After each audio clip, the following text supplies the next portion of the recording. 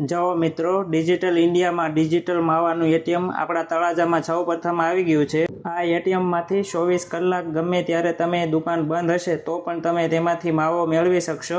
હવે આ એટીએમનો ઉપયોગ કઈ રીતે કરવાનો છે તે આપણે સમજીએ.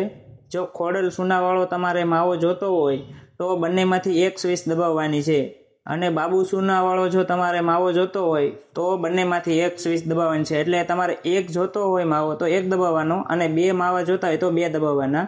ત્યારબાદ ઉપર જે QR કોડ છે ત્યાં QR કોડ જનરેટ થશે અને તમારે ઓનલાઈન પેમેન્ટ કરવાનું રહેશે. ઓનલાઈન પેમેન્ટ સક્સેસફુલ થઈ જશે ત્યાર પછી નીચે છે માવો મેળવો એવું લખેલું, તેની નીચે તમે જોશો તો માવો છે એ ઓટોમેટિક તમે જેટલા દબાયેલા હશે તે પ્રમાણે નીચે આવી જશે.